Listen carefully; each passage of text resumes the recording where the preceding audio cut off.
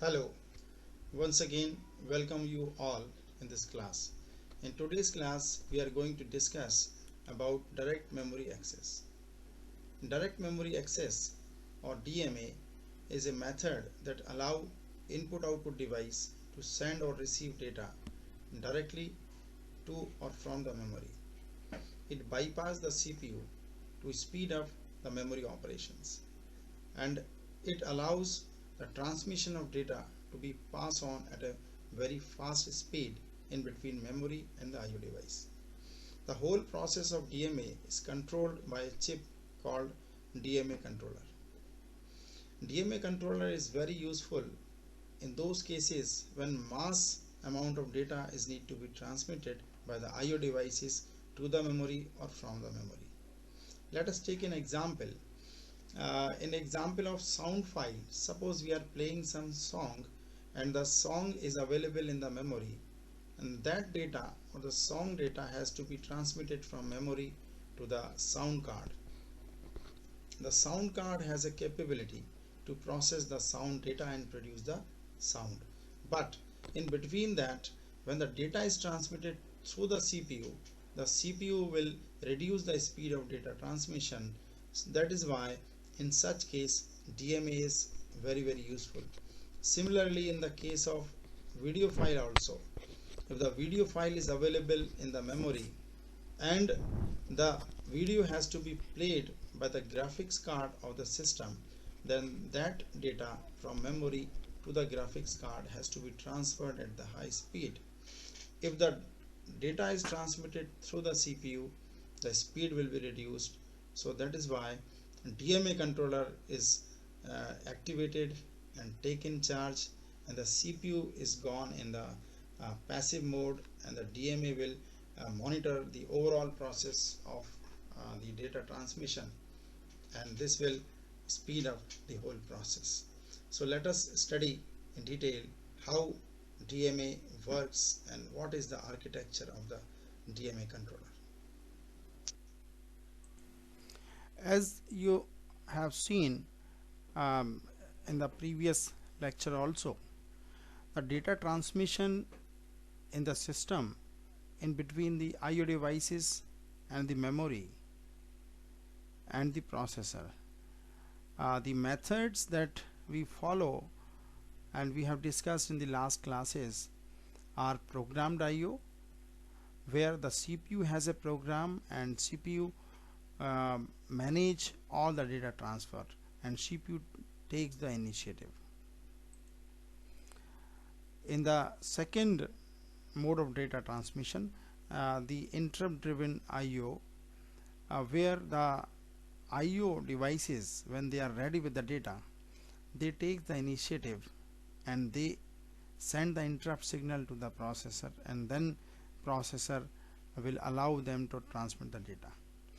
But the disadvantage of this method is that while they send the interrupt signal to the processor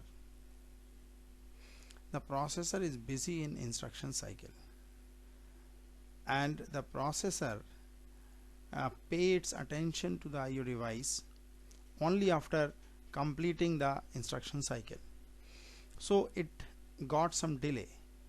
So in order to avoid this kind of delay, especially in the case when the external IO device is a fast data generation device, and that device wants to generate the data at the fast pace and it want to transmit that data to the memory.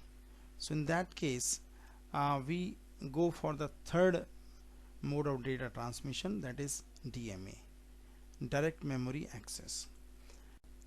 Okay, let us see the block diagram of direct memory access controller. It has got various components. Here the IO interfacing circuit to which the floppy drive is connected in two ways. It is connected directly to the bus also, and it is connected through DMA controller also.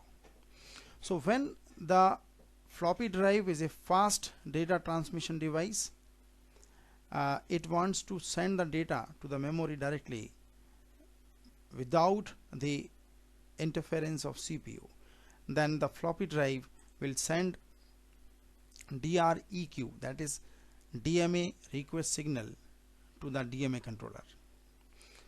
As a response of that, DMA controller will send hold hold signal to the CPU.